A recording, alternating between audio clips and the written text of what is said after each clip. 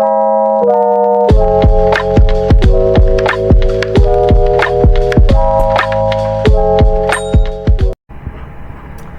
يا باشمهندسين، اخباركم ايه؟ يا رب تكونوا بخير ان شاء الله. الفيديو ده والله انا ما عارف يعني ايه حكايته، يعني تقريبا دي المره يعني الخامسه اللي احنا نسجل في الفيديو بيحصل فيه مشكله، يا اما في الصوت يا اما مش عارف ايه. فالحمد لله، معلش بس يعني نتشيك كده على السريع الوضع. الحمد لله شغال تمام. طيب احنا والله شرحنا يعني زي ما انتم شايفين كده، عمالين نجيب حل مشاكل من الصبح بقى وحاجات يعني كتيرة جدا. احنا شرحنا والله يعني اجزاء كتيرة جدا، بس للاسف ما كانش فيها صوت. شرحنا الست والجيت والانكابسوليشن بس، ومع ذلك ان شاء الله هنشرحهم تاني، مفيش اي مشاكل. طيب ركز معايا كده هندسة. في البداية خالص عاوزك تعرف انا ازاي باخد انستانس من الكلاس. بقول لك ان انا عندي حاجه، مثلا على سبيل المثال بقول لك ايه، بقول لك لو عندي كلاس اسمه انيمال، كلاس اسمه انيمال،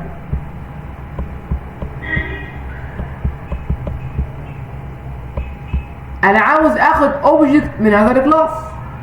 ما هو انت عندك الانيمال ده قد يكون مين؟ والله قد يكون دوج، صح؟ قد يكون مثلا كات، قد يكون على سبيل المثال لايون. فانا عندي اكتر من جندر او اكتر من نوع للانيمال، دوج كات لايون وهكذا بقى. طيب بقول لك ان اللايون ده والكات والدوج يمثلوا اوبجكتس من الانيمال. في حاجه انت ملاحظها، ان الدوج يشترك مع الكات ومع اللايون انهم من حيوانات انيمالز، لكن بالله عليك هل يعقل بالله عليك لو قلت لك بيرسون، بيرسون هل ينفع اقول بيرسون كات واعمل كده؟ هل ينفع هاخد اوبجكت اسمه كات من البيرسون؟ منطقيا بالمنطق خطأ. زي قال لك لازم الاوبجكتس اللي انت تاخدها تكون من نفس نوع من الكلاس، from the same type of class، من نفس النوع بتاع الكلاس اللي عندك. انا انيمال يبقى خلاص الاوبجكتس اللي معايا بتكون نوعها انيمال. بيرسونز اشخاص، يبقى الاوبجكت اللي معايا تكون ايه؟ اشخاص، مثلا دكتور، انجينير مثلا، دكتور مثلا، تيتشر وهكذا بقى. تمام؟ ده بقى الجزء انا عايزك تفهمه. لو رجعنا الكومبايلر مع بعض بالشكل ده،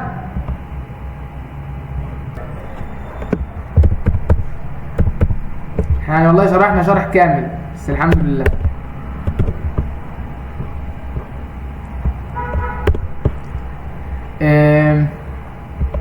احنا عملنا يا شباب بمنتهى البساطه.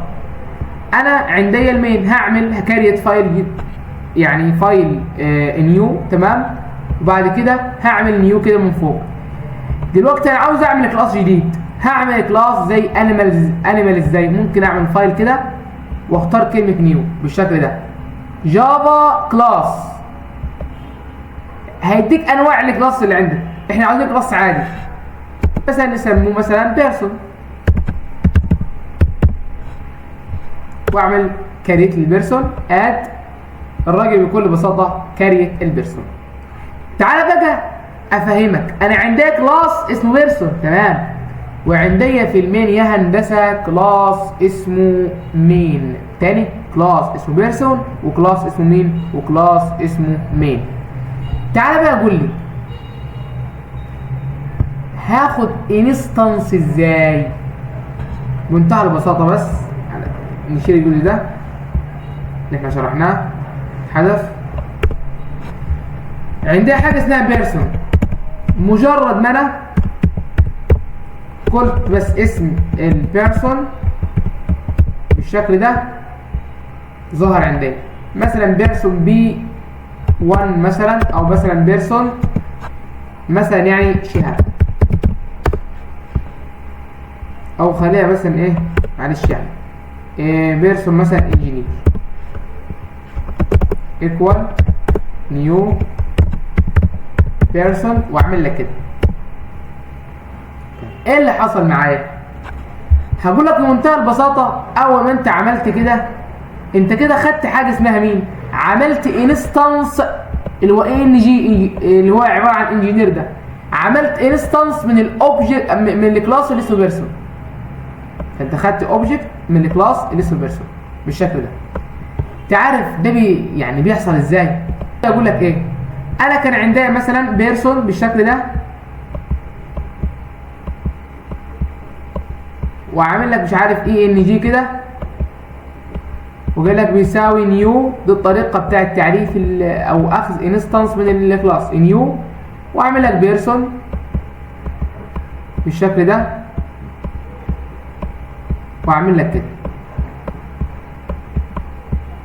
تمام. ايه اللي بيحصل؟ انا بيكون عندي في الميموري معايا بالشكل ده اوبجكت اسمه نيو بيرسون. تاني،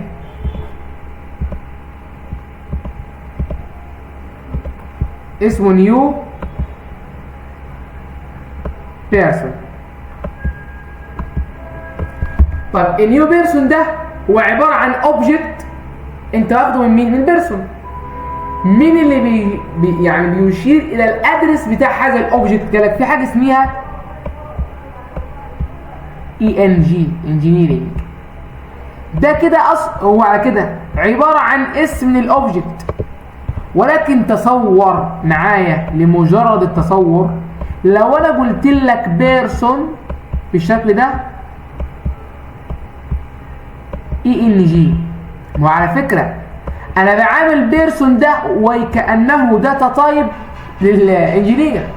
هتعرف قدام ان انا ممكن يعني ايه، ان انا مش مقتصر ان انا هبصيلك فاريبل، انا ممكن ابصيلك اوبجكت نوعه من نفس نوع الكلاس ده. ان شاء الله قدام يعني ايه هناخد ده بالتفصيل، بس تركز معايا دلوقتي.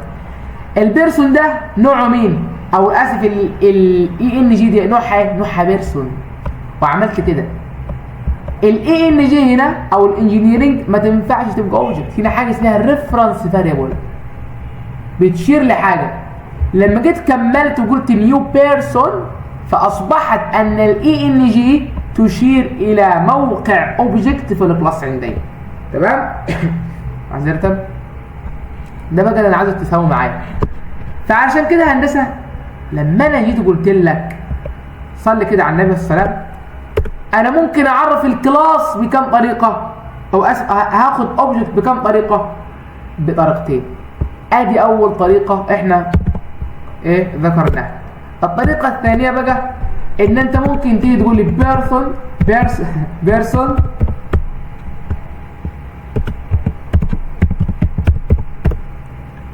بي، تعمل لي كده وتعمل لي بي ايكوال نيو بيرسون. تمام. وتعمل كده.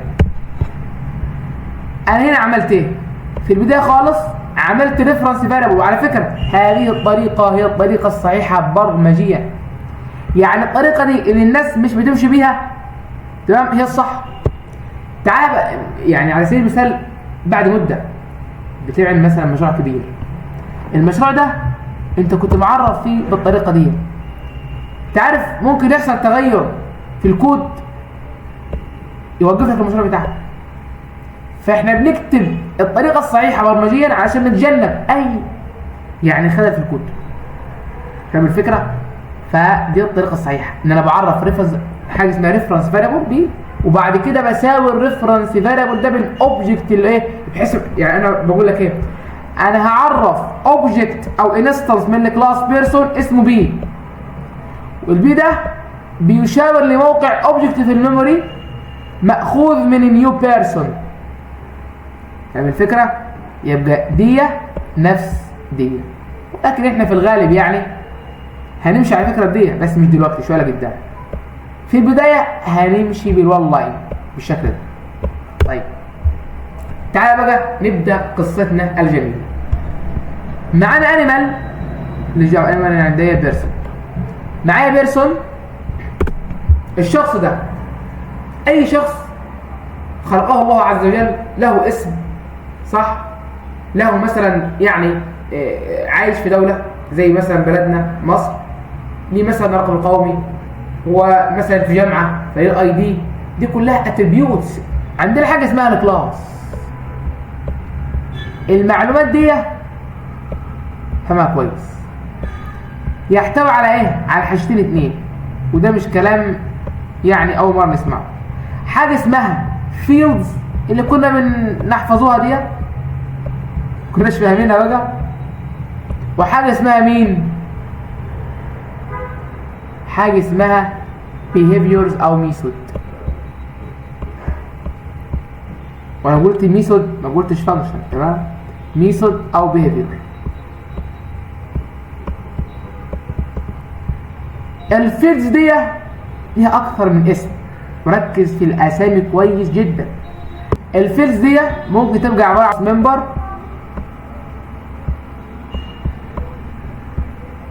ممكن تبقى عباره عن اتريبيوتس، ممكن تبقى عباره عن داتا ايتمز. دي كلها اسامي للفيلدز. وعندنا ميثود او بيهيفير. اعرف دلوقتي الكومبوننتس اوف كلاس، مكونات الكلاس. في جزء مهم جدا قبل ما ندخل نحل اي مثال عاوز اراجع معاكم. يعني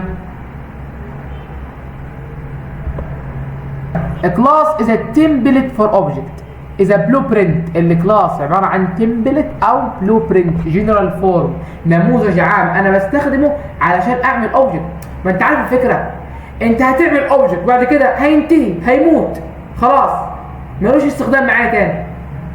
مين اللي أفضل؟ النسخة الأصلية الأوبجكت الكلاس. أنت ممكن تاخد من الكلاس يعني unlimited objects. فاهم الفكرة؟ طيب نحل الأسئلة دي كده. عذرا. What does OOP stands for؟ احنا قلنا مع بعض ان ال Object Oriented Programming stands for Object Oriented Programming، صح؟ تمام. طيب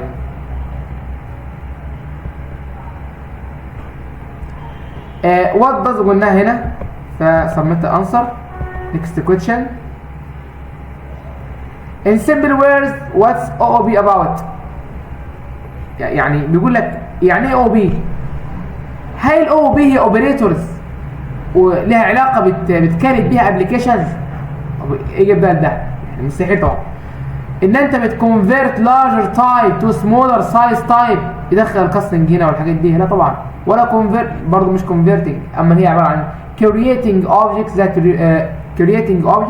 that represents concepts with the help of attributes and methods. يعني بتكريت اوبجكت، وهذه الاوبجكت بتحتوي على مين؟ بتكون واخده نسخه من الكلاس الذي يحتوي على الاتريبيوتس والميثود.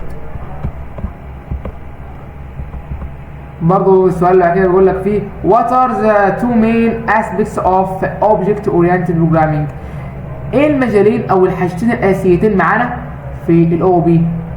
اكيد هما الكلاس اند اوبجكت. ده كان بالنسبه للجزء الاول، اتمنى انت تكون فهمته. ننتقل مع بعض الى الجزء الثاني.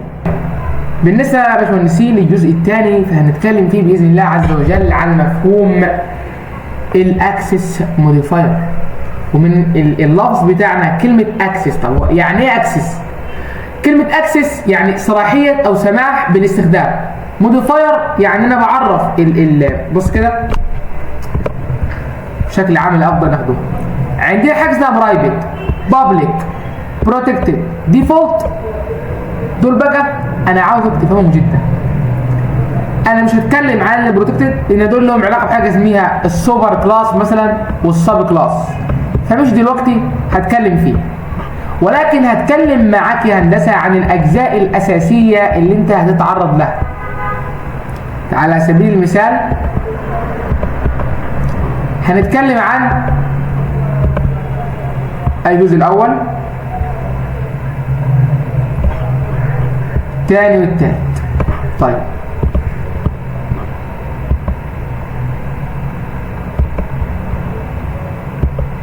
في عندنا حاجه اسمها public،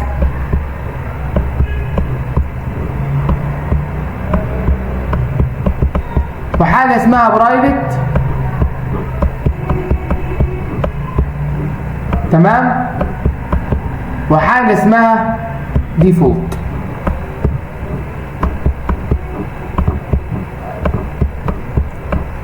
ويعني ايه public؟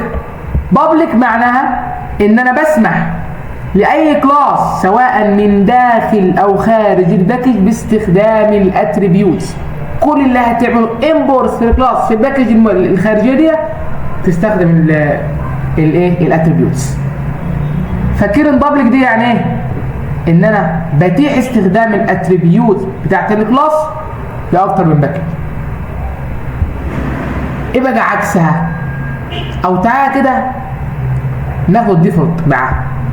الديفولت دي انا بتيح استخدام، يعني انا على سبيل المثال لو عندها كلاس 1 وكلاس 2 وكلاس مثلا رقم 3، كلاس 1 و2 دول يقعا في نفس الباكج، وكلاس رقم 3 ده في باكج مختلفه تماما عنه.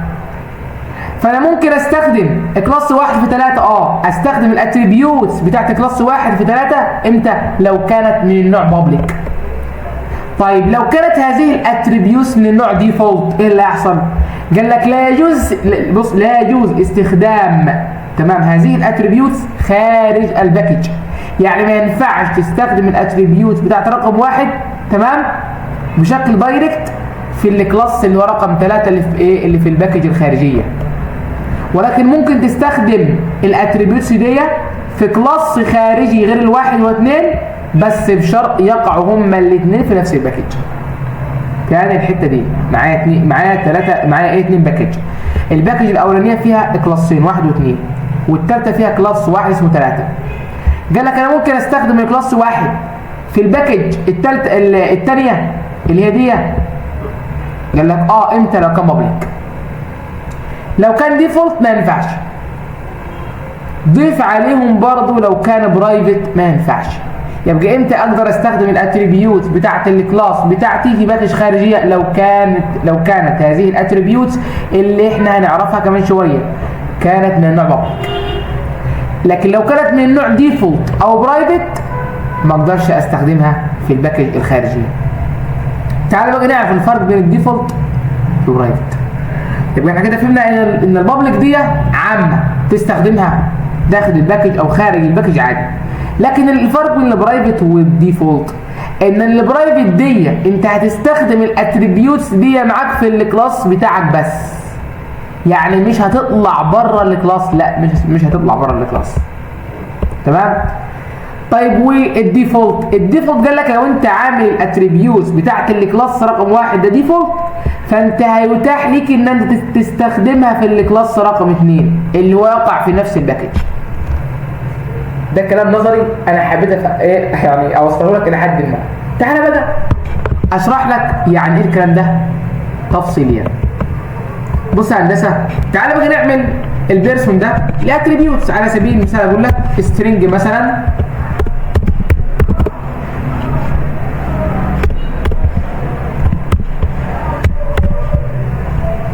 ان انا عندي النيم،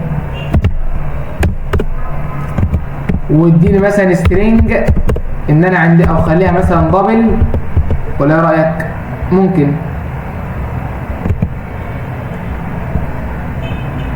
يعني دبل الاي دي بتاعك، النيم والاي دي مثلا، وسترينج مثلا حاجه اسمها الريزيدنس. طبعا كلمه ريزيدنس يعني محل اقامه.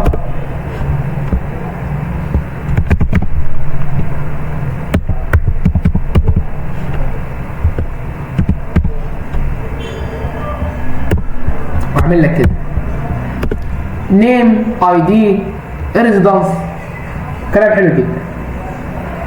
دول بقى هندسه بنسميهم الاتريبيوتس.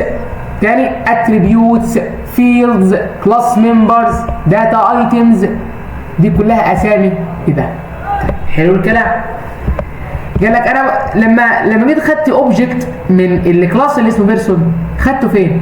لو انت لاحظت هنا معاه باكج، بس على فكره هي بص كده،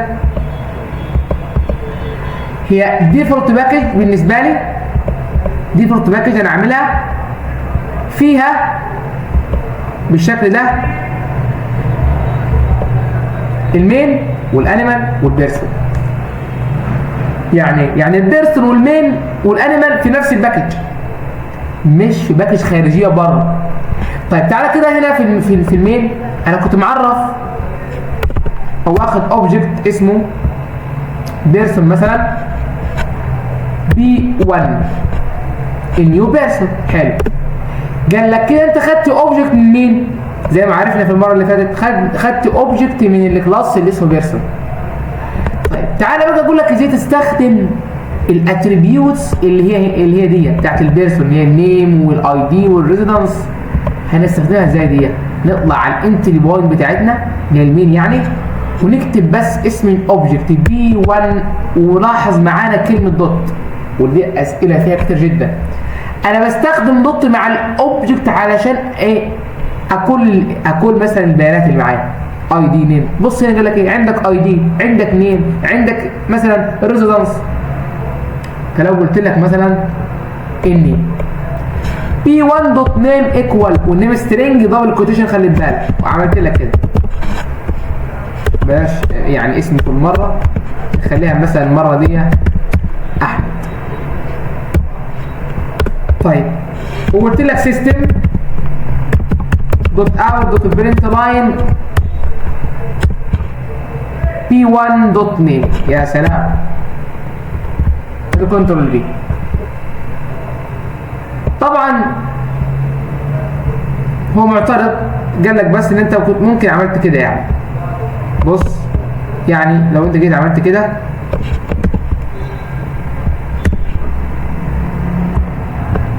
كان هيبقى ألطف شويه يعني، وجيت عملت رن بمنتهى البساطه هيطبع لك مين؟ احمد. بص كده طبع لك مين؟ طبع لك احمد. طيب يا احمد ايه اللي حصل؟ اللي حصل يا هندسه ان هو هنا قال لي اطبع لي B1 دوت نيم احمد بيرسون B1. فهنا بقى انا قلت ايه؟ B1 دوت والداتا او الداتا ايتم او الفيلد مباشره دايركت. ليه؟ احنا اتفقنا في اكسس موديفاير في البيرسون هنا من نوع ديفولت. يعني ايه؟ ركز، في اكسس موديفاير اسمه ديفولت انا مش بكتبه.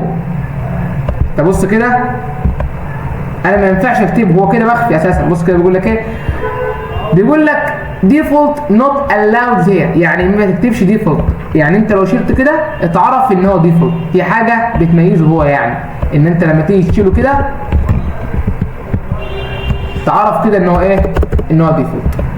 طيب قال لك طيب ايه الفرق بين الديفولت والبرايفت؟ طب ما تيجي نجرب كده عملي. برايفت برايفت تمام، برضه هنا برايفت.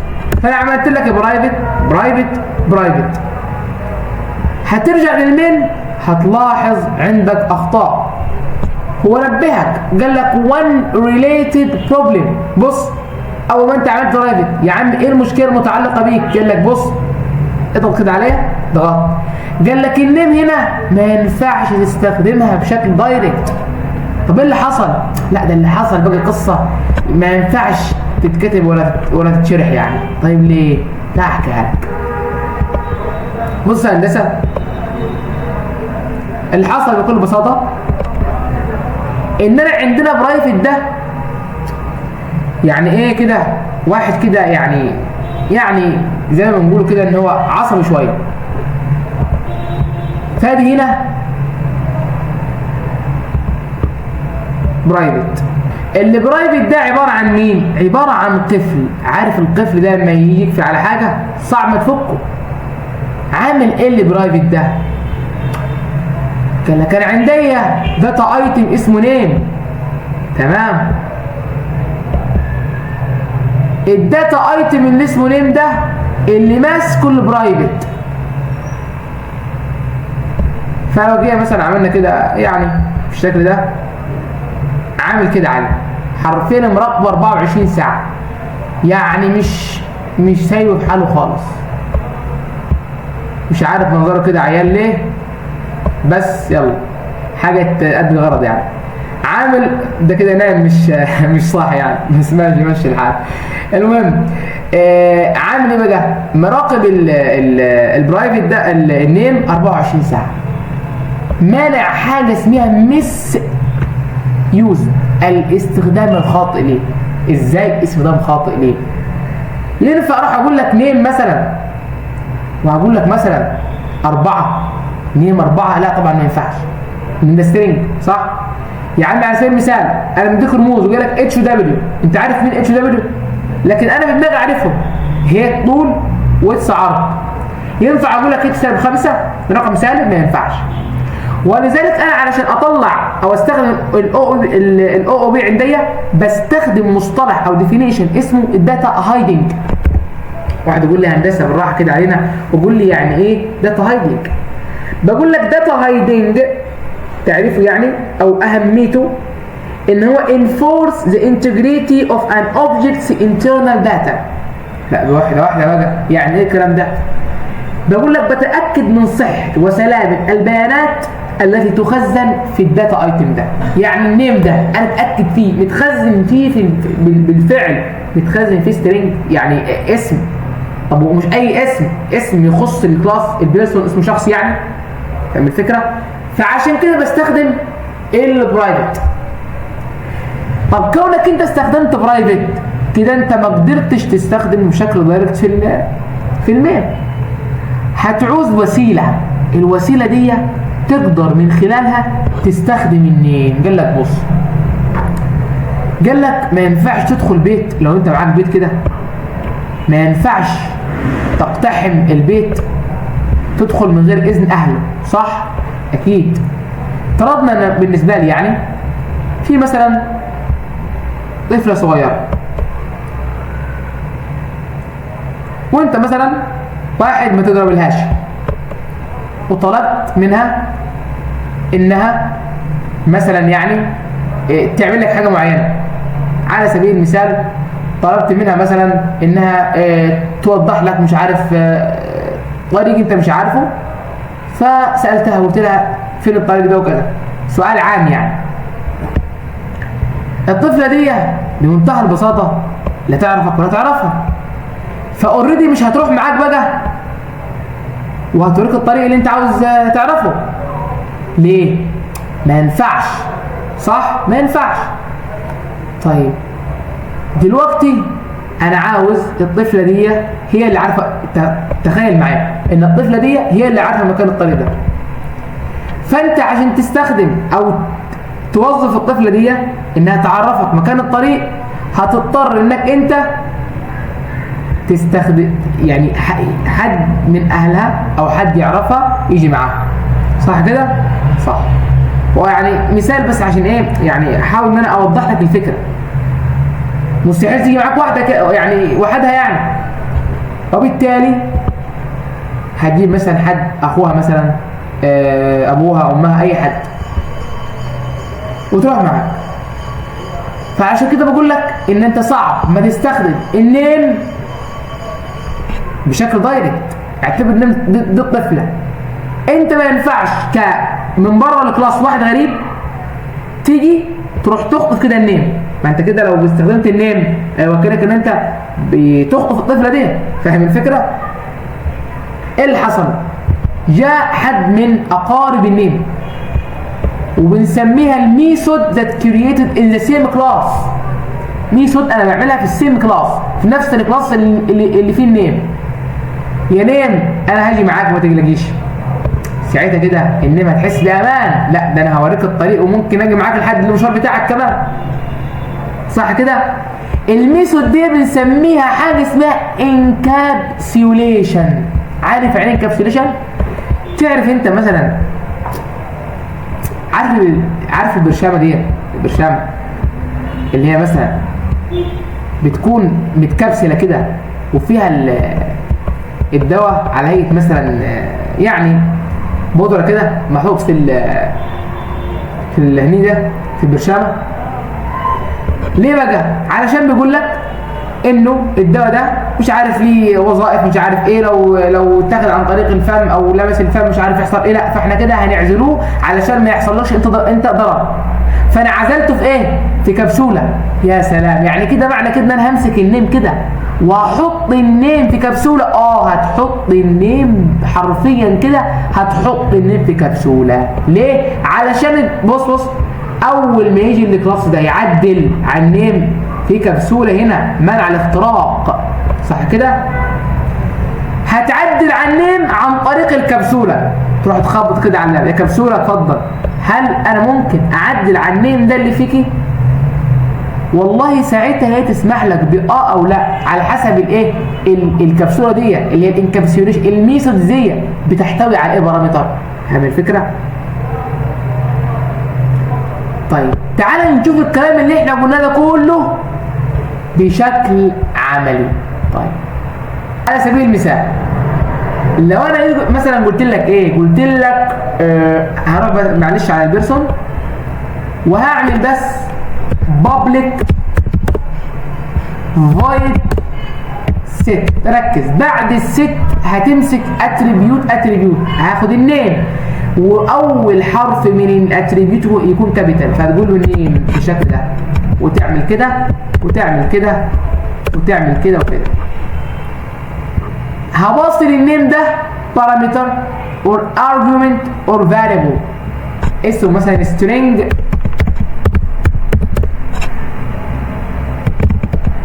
النيم. واحد قال لي ايه ده؟ انت مستخدم variable نفس الفاريبل اللي فوق ده؟ قلت له طب ده مش ممكن يعني يحصل حاجه مثلا من انواع الكونفيجريشن؟ اللي قلت له لا، ما انا هعمل حاجه اسمها this.name بالشكل ده وهحط فيها نيم بقى وهحط فيها النيم. فاهم الفكره؟ طب يعني ايه this؟ بقول لك ان هذا الفاريبل الذي يوجد في الكلاس الذي يسمى بيرسون هاساين فيه حاجه اسمها نيم.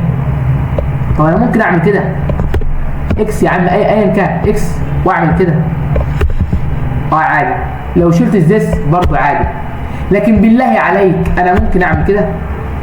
يعني انا عايز بس تتخيل اللوجيك معايا عامل ازاي. ممكن اعمل كده؟ مستحيل. ازاي انت هل يعقل ان انا اقول لك 5 ايكوال 5 واعمل لك كده؟ انت ايه اللي استفدته؟ لكن لما يقول لك مثلا اكس ايكوال 6 فانت كده استفدت اوريدي، يعني عارف مين هي الاكس دي، انت فاهم والله دي الاكس ايكوال 6 دي يعني قيمه الاكس 6. لكن اقول لك 6 ايكوال 6 مستحيل. فاهم الفكره؟ طب هل ينفع اقول لك اكس ايكوال اكس؟ هتقول لي انت مع احترامي ليك يعني بس ده غباء، ازاي يعني اكس ايكوال اكس؟ طب ما معروفه يعني 5 بتساوي 5 5 هي الخمسه. فاهم الفكره؟ فعشان اميز اقول له this دوت نيم ايكوال نيم. حلو، بعد كده هتعمل ايه؟ هتقول لي public ستاتيك مين بس void ولا void؟ هتقول لي public، هترجع مين معاك؟ هرجع string. ما انت كده حضرتك عملت ايه؟ فوق انا قلت لك void علشان هنا انا مش عاوز الميثود اللي اسمها set name، مش عاوزها ترجع لي حاجه. انا كل اللي عاوزه من الميثود اللي اسمها set name ان هي تحط لي input بس. فاهم؟ مين اللي هيرجع لك الانبوت از اوتبوت؟ جيت نيم، في حاجه اسمها سترينج جيت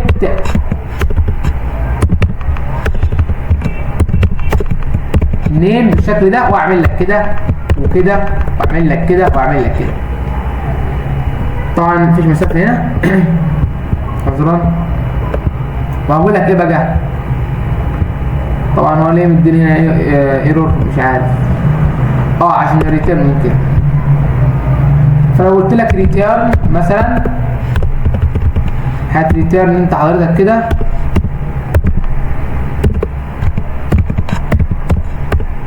النيم. معلش المشكله هنا هنشيلوها خالص عشان بس ايه بالشكل ده.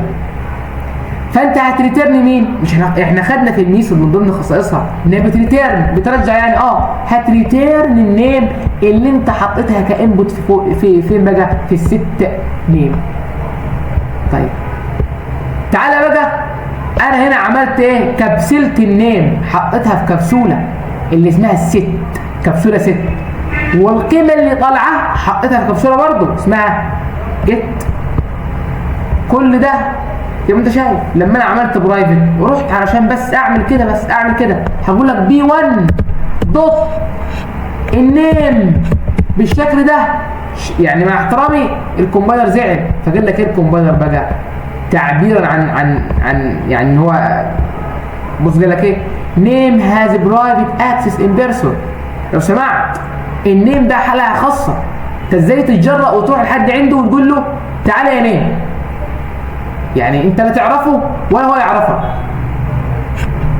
فقال لك اتبع الطريقه الصحيحه، هذا لا يجوز. الا يجوز بقى الذي يجوز تعمل كده بي 1 دوت وتنده على ولي امره اللي اسمه الست نيم. انت هتبلغه عاوز ايه منه؟ والله ولي امره ده انا عاوز احط فيه مثلا قيمه معينه اسمها مثلا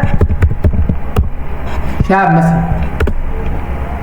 افترضنا مثلا ان انا عامل كده، بس ركز معايا، نفس الاوبجكت ده عملت لك كده مثلا، قلت لك بي 2 وقلت لك هنا بي 2 دوت مثلا، وحطيت لي مثلا احمد بالشكل ده، وقلت لك سيستم دوت اوت دوت برنت لاين. شوف بقى هنعمل احنا، انا عملت الست فين الجيت بقى؟ هقول لك بي 1 دوت حاجه اسمها جيت نيم، تمام، وعندك بي 2 دوت جيت نيم برضو بالشكل ده، وهتيجي تعمل كده هتاخد بي 1 دوت جيت نيم تحطها هنا كده،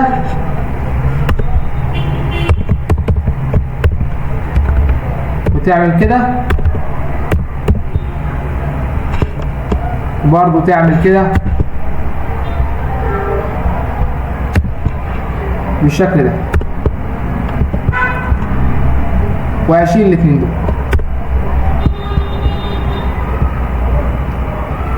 انت اللي عملته هنا، انا قلت الاسم ست نيم مثلا بي 1 دوت ست نيم في شهاب، بي 2 دوت ست نيم في احمد. طيب كده شهاب واحمد. طيب والله جيت نيم الاولى هترجع لي شهاب، وجيت نيم الثانيه هترجع لي مين؟ هترجع لي احمد. فيعني لو جينا شكينا كده بالرن،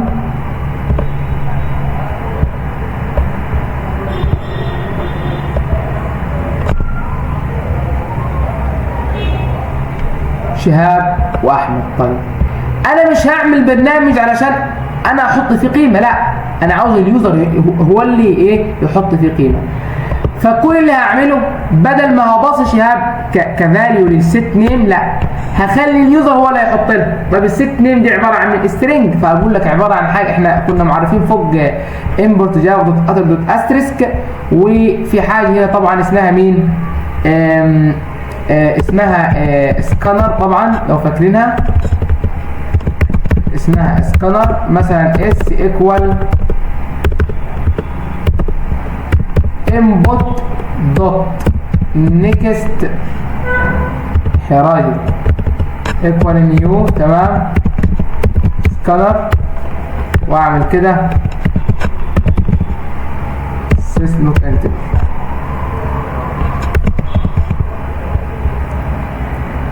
فست نيم هنا هنعمل ايه؟ بكل بساطه هقول لك الاس دوت نيكست، ان انت النيم ده سترينج.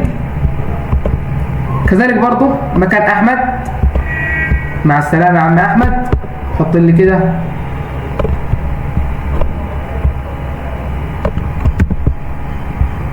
كنترول دي. في مكان شهاب واحمد انا حطيت فيه اس دوت نيكست، اس دوت نيكست كسترينج يعني، وهطلب من اليوزر رسالة بس فوق سيستم عشان بس تلاحظ الفرق. دوت اوت دوت برنت لاين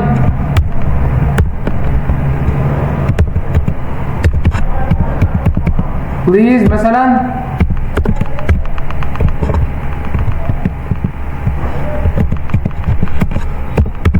انتر B1 او انتر مثلا مين نيم 1 and 2 رن كده.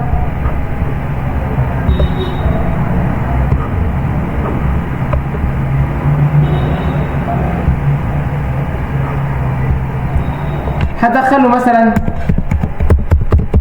شهاب او اي حاجه شاب محمد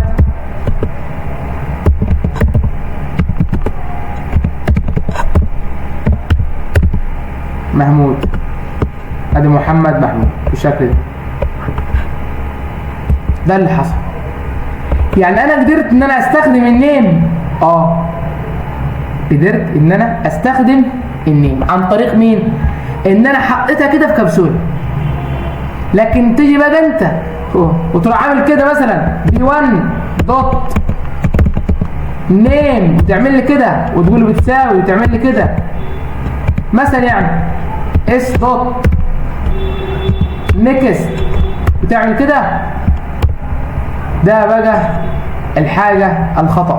طبعا احنا مش هنعمل كده اوريدي يعني. ازاي؟ بص معروف يعني انت تستخدم النيم من البي واحد ازاي؟ انها برايفت. تعالى كده هعمل بس حاجه واحده. لو جيت رجعت البيرسون وشلت البرايفت من على النيم، في هذه الحاله هنرجع للمين تاني هتلاقيه بكل بساطه ما اعترضش على اي حاجه على فكره. فاهم؟ طب انا عاوز اوريك حاجه هنعرفها لقدام برضه. وانا عملته هنا كنترول سي كنترول اكس، قلت لك B1 ست نيم مش عارف ايه. بعد ما تاخدهم من اليوزر وتعمل كل حاجه وتطبع قبل الطباعه بس هتقول له كنترول في. تتوقع بقى لمجرد التوقع كمان، بلاش كلمه اس دوت نيكس دي، هعمل لك كده احط لك شهر. تتوقع ان انا هحط لك مثلا هنا احمد وهحط لك هنا محمد وهعمل لك كده.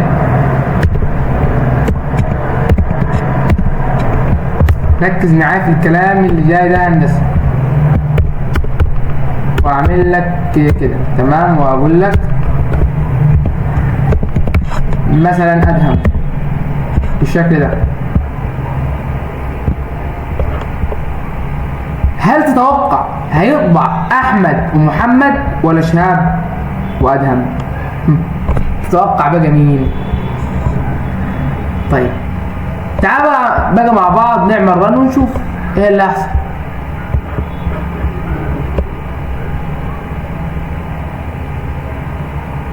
دخلت لك يا باشا احمد، دخلت لك محمد، طبع لك مين؟ طبع لك شهاب وادهم.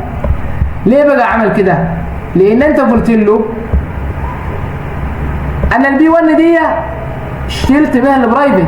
تصور معايا كده بالشكل ده، رحت عامل كده مفيش مراقب مفيش قفل هنا. اصبحت النيم تقدر تستخدمها عن طريق مين؟ عن طريق الكلاس الخارجي مباشرة دون الحاجة الى اي ميثود او الكلام ده. فاهم الفكرة؟ كده هو عامل ايه؟ قال لك انت هنا هتاخد احمد ومحمد بي 1 كده. بي 1 شالت فيها او خزنت فيها احمد، وبي 2 خزنت فيها محمد.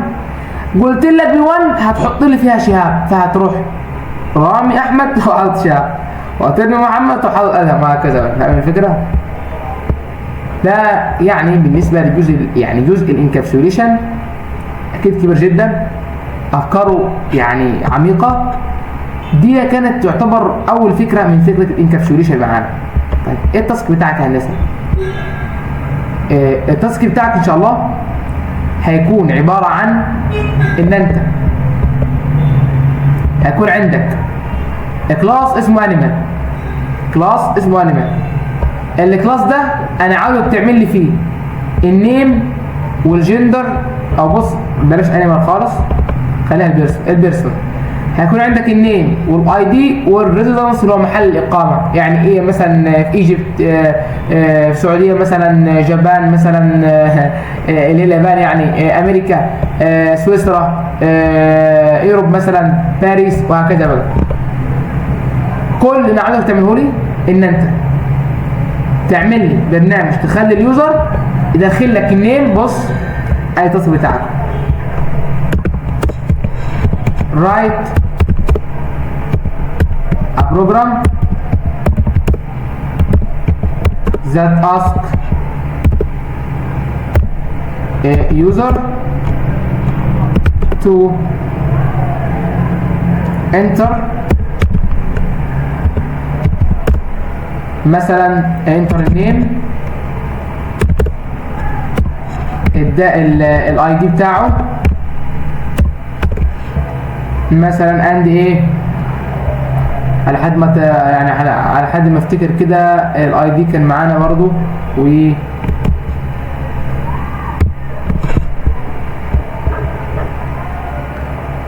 والريزيدنس. ماشي خليها الريزيدنس والريزيدنس.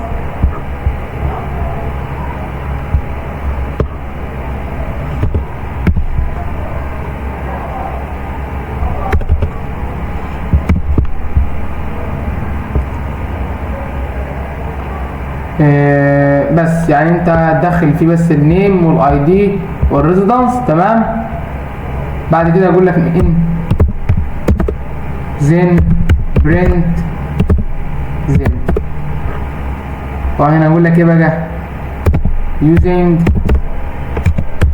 OOP بالشكل ده. write a program that tasks user to enter name, ID, residence, then print then. استنى ان شاء الله الاجابات في ان شاء الله في الجروب على هذا المثال ان شاء الله. والسلام عليكم ورحمة الله تعالى وبركاته.